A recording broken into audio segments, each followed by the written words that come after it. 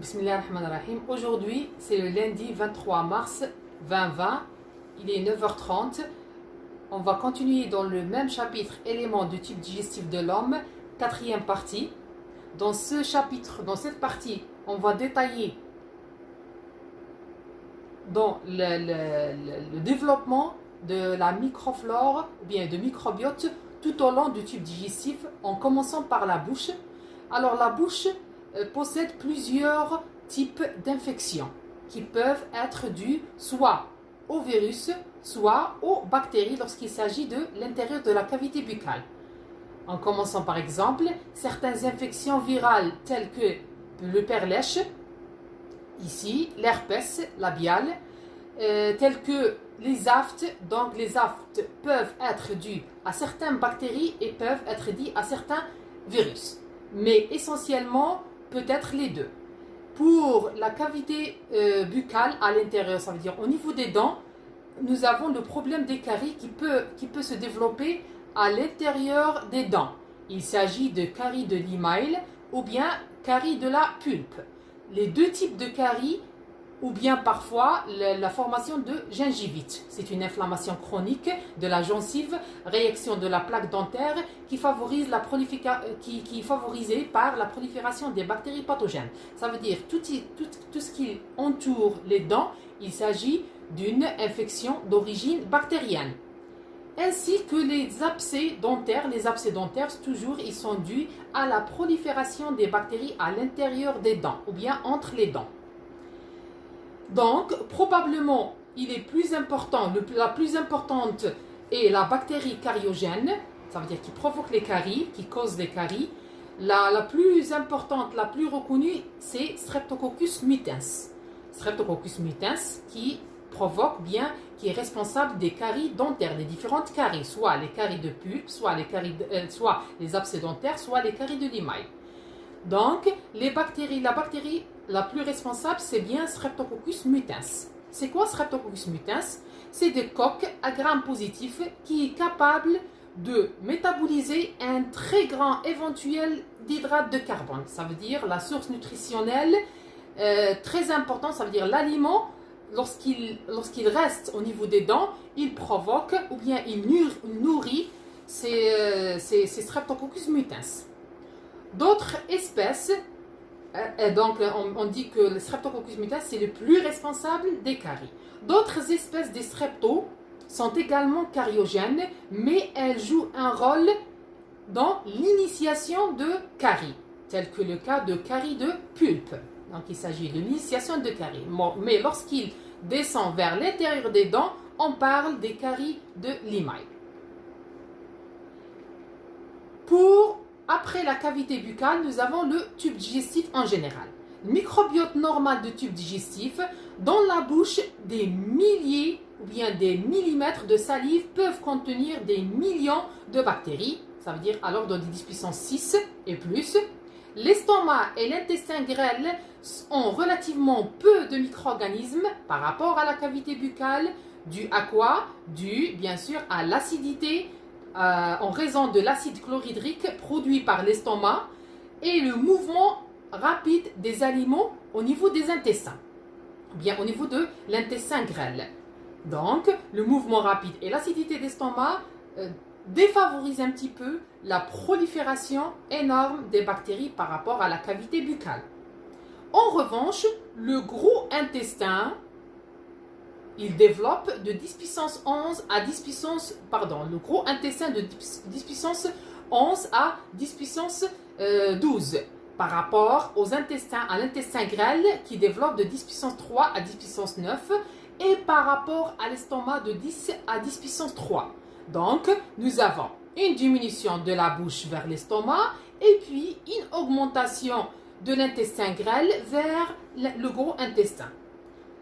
Donc, le gros intestin contient d'énormes populations, ici, d'énormes populations bactériennes, bien microbiennes en général. Elles dépassent le 100 milliards de bactéries par gramme de fesses. Jusqu'à 40% de la matière fécale est composée de cellules microbiennes. Ça veut dire 40% par rapport à 60% de matière fécale, des nutriments, des restes de nutriments ou bien des déchets de nutriments.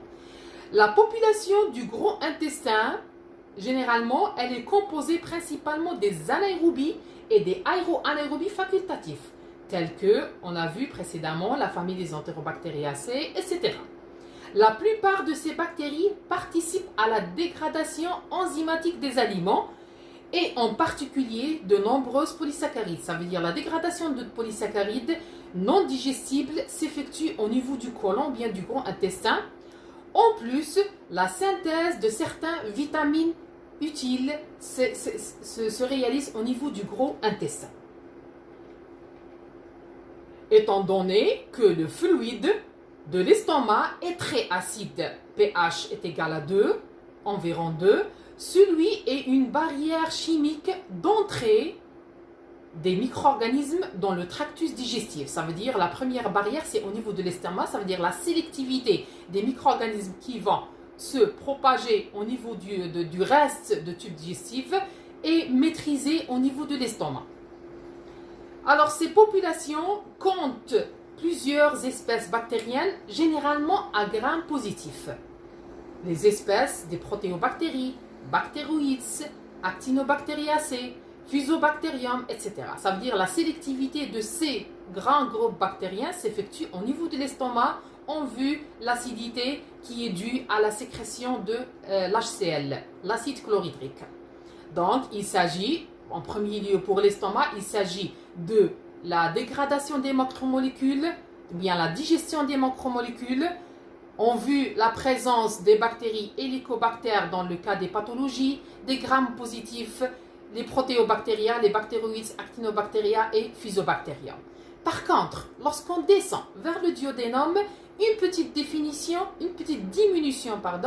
de la charge microbienne et l'installation au niveau du jugénome de Enterococcus et Lactobacillus, qui jouent un rôle primordial dans la suite de digestion des monosaccharides qui en résultent de la dégradation bien de la digestion des macromolécules, ainsi que les acides aminés, les acides gras et l'eau. Dans le pH, ça devient 4,5.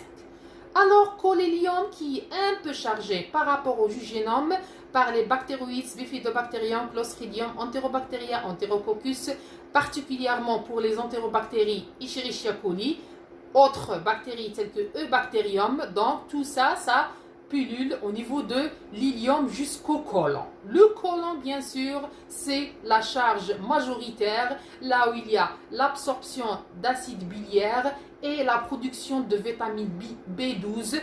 On vit que le côlon a un pH 7, ça veut dire un pH neutre, ce qui favorise le développement de la plupart des bactéries citées préalablement. En plus de ça, on peut trouver des bactéries gram positifs, l'installation au niveau du côlon, des bactéries gram positifs telles que Klebsiella, d'autres gram négatifs, des bactéries gram négatifs telles que Klebsiella, la famille des Enterobacteriaceae, d'autres gram positifs tels que Lactobacillus et autres tels que Methanobrevibacter, Peptococcus, Peptostreptococcus, Proteus, Ruminococcus, Staphylococcus et enfin les Streptococcus. Et la plupart de ces bactéries représentent les bactéries qui se développent au niveau de la matière fécale.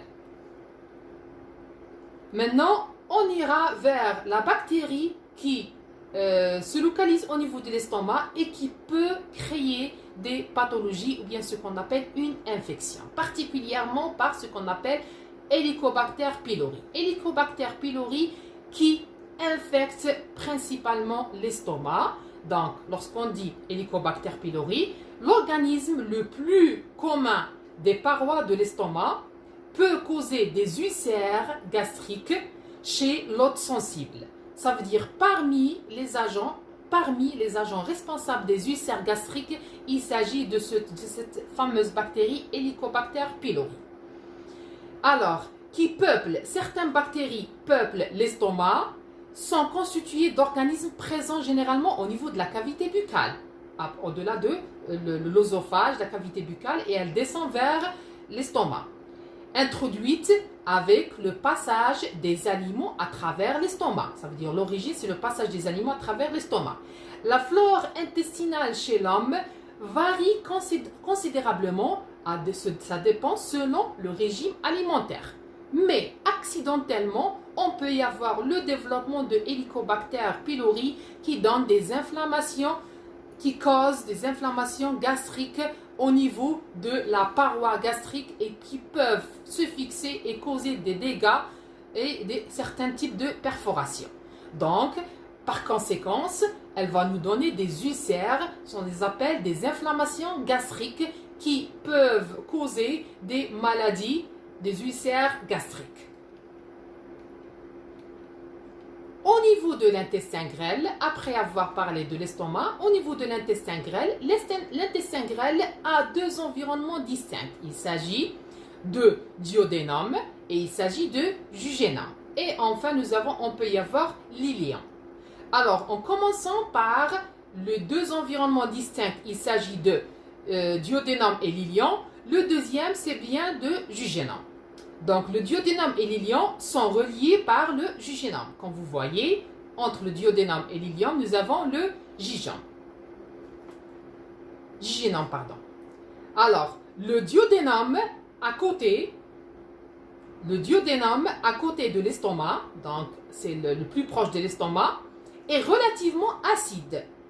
Et sa microflore normale ressemble automatiquement à celle de l'estomac. Du duodénum au l'iléon, nous avons le pH devient progressivement moins acide. Comme on a vu, pH 2 au niveau de l'estomac, pH 4 et puis jusqu'au pH 7. De ce fait, donc, on peut y avoir, autant que le pH devient progressivement moins acide, le nombre de bactéries est en constante d'augmentation. Ça veut dire que ça va augmenter avec l'augmentation de pH. Le pH au-delà de 2 jusqu'au 7, on aura une augmentation des bactéries dans cet endroit. Dans la petite basse, l'iléon, au niveau de l'iléon, cette petite basse, qu'est-ce qu'on peut trouver? Le nombre de cellules est compris entre 10 puissance 5 à 10 puissance 7 par gramme du contenu intestinal. Même si l'endroit, ou bien même si l'environnement il devient de plus en plus anoxique, bien sûr, avec l'âge. Les bactéries fusiformes anaérobies sont typiquement présentes dans cet endroit, ça veut dire au niveau de l'intestin grêle vis-à-vis duodénum, jujénum et l'iléon. Les bactéries fusiformes et les bactéries sont les bactéries typiques de cet endroit. Ils sont attachés généralement aux extrémités de la paroi intestinale. Voilà le schéma général de la prolifération des germes, particulièrement au niveau du duodénum qui est en relation avec l'estomac. Maintenant pour le gros intestin. En descendant vers le gros intestin, bien ce qu'on appelle le côlon. Le côlon constitue le côlon constitue, pour bien montrer, le côlon constitue le reste final du gros intestin. Nous avons le duodénum, le jujénum, l'iléon et puis le gros intestin. À la fin du gros intestin, nous avons le rectum. Alors, le côlon constitue le reste du gros intestin, dont le côlon s'appelle aussi la cuve de fermentation. Cuve de fermentation, pourquoi? Parce que la plupart des germes qui sont présents, ce sont des germes fermentatifs tels que Bacteroidacées, tels que Prévotellacées, tels que Ruminococcacées, etc. Donc, ils ont un aspect fermentatif. Les bactéries sont présentes en énorme quantité ou bien une très grande quantité en utilisant les nutriments issus de la digestion de la nourriture qui provient du duodénum, du jujénum et l'iléon. Ça veut dire après avoir une première digestion, nous avons une dernière digestion au niveau du côlon. Les bactéries anaérobies facultatives les plus présentes au niveau du côlon, il s'agit bien sûr de Escherichia coli. Mais plus en plus petit nombre d'autres bactéries. Ça veut dire qu'on aura plus de charge de Escherichia coli par rapport aux autres bactéries. En effet, ces bactéries anaérobies facultatives peuvent être présentes au niveau du côlon avec une charge de 10 puissance 7. Ça veut dire une charge vraiment énorme par rapport aux autres germes.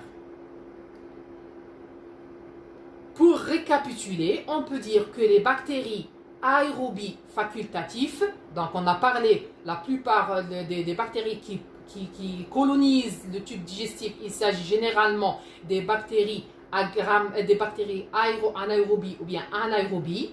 Mais maintenant, on va parler un petit peu sur les bactéries aérobies. Alors, pour les bactéries aérobies facultatives ou bien aéro-anaérobies facultatives, telles que les entérobactéries,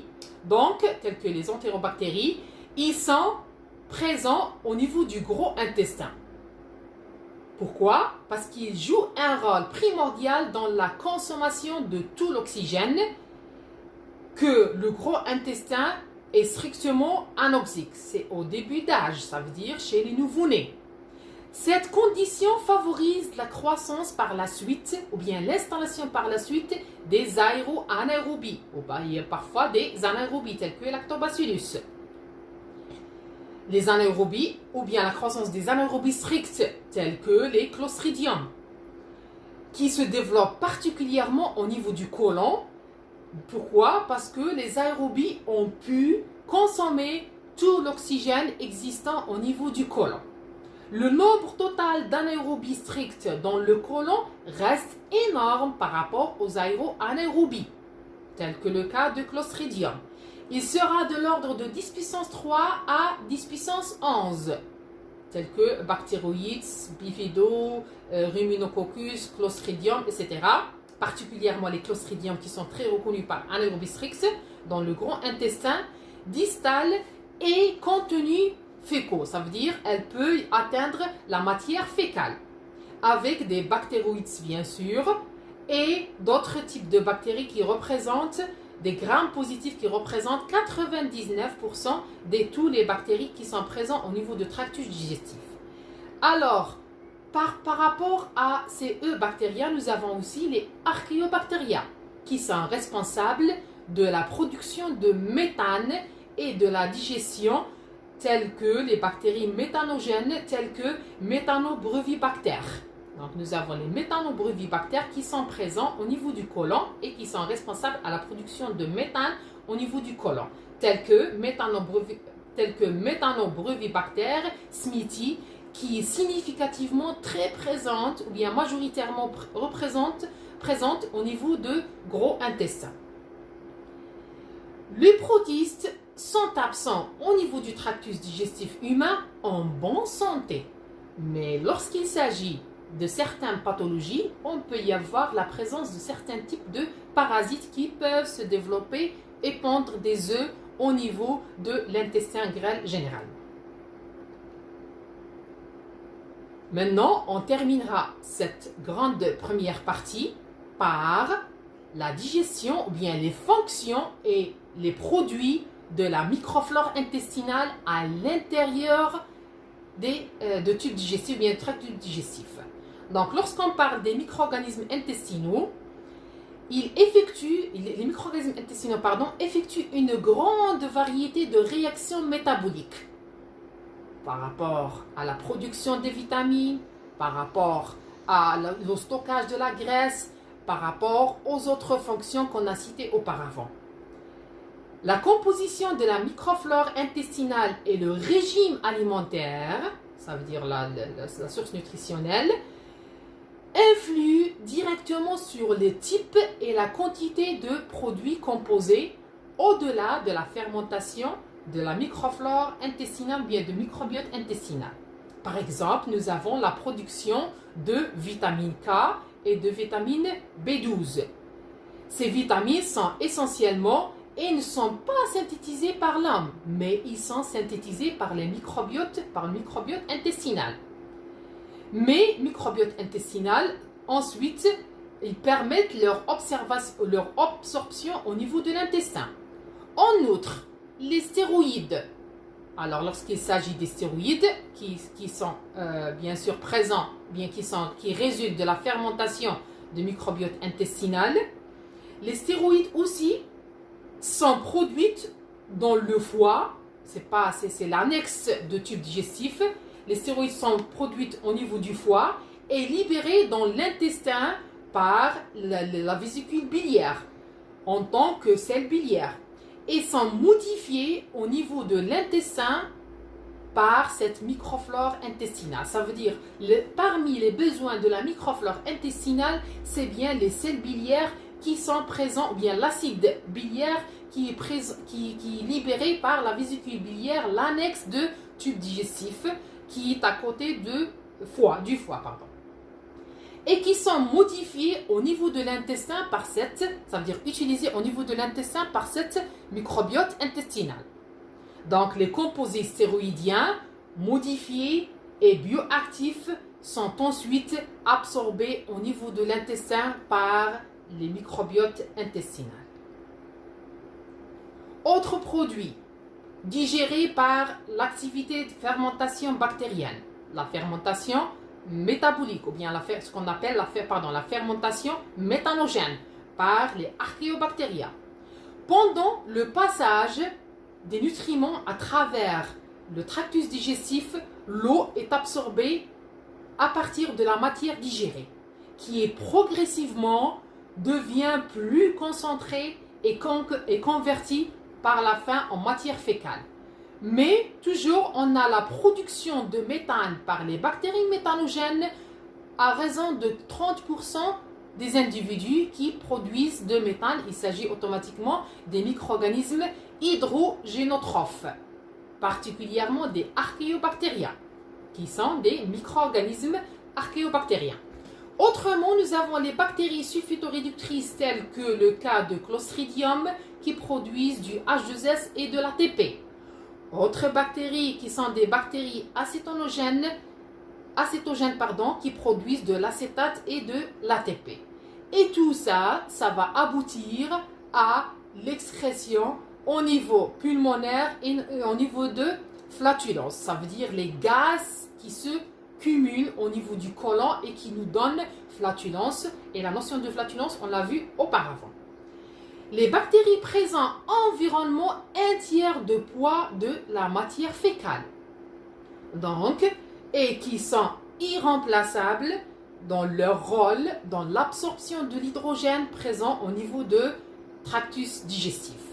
De ce fait, on peut dire que le devenir du H2 fermentaire par les micro-organismes hydrolytiques et fermentaires, ça se développe au niveau de la production de H2S par les Clostridium, de la production de CH4 par les méthanobactères, bien par les archéos, et de la production de l'acétate par certaines bactéries acétonogènes.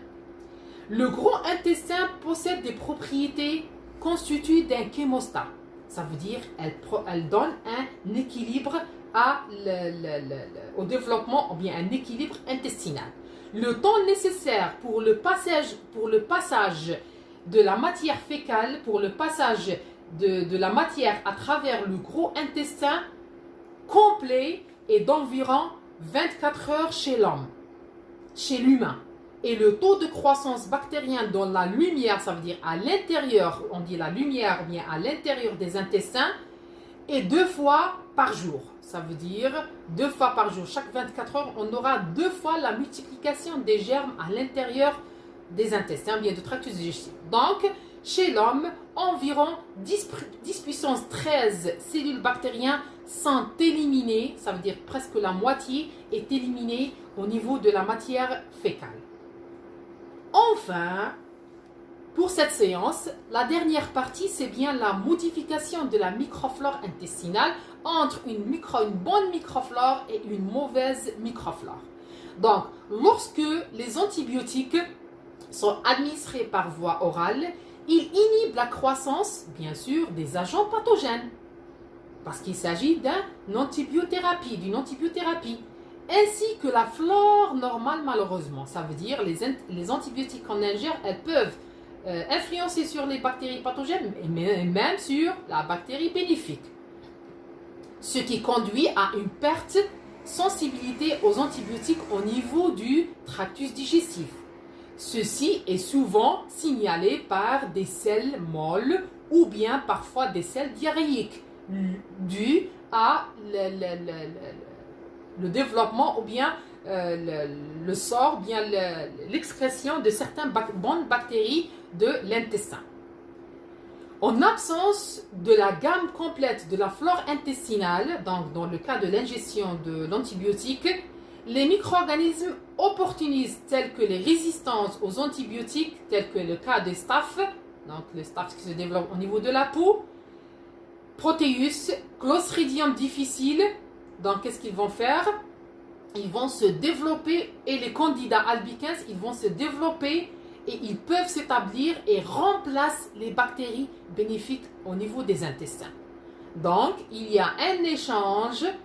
Après la désinstallation des bactéries bénéfiques, on aura l'installation malheureusement de certaines bactéries pathogènes telles que les campylobactères, Enterococcus fecalis et Clostridium difficile. Jusque-là, je vous remercie de votre attention. Notre rendez-vous, c'est pour demain, Inch'Allah, pour une autre séance. On continuera avec la microbiote intestinale. Je vous remercie encore une fois. Si vous avez des questions, vous pouvez me laisser des questions au niveau du commentaire ou bien par le messenger de Microbio Bchar. Merci.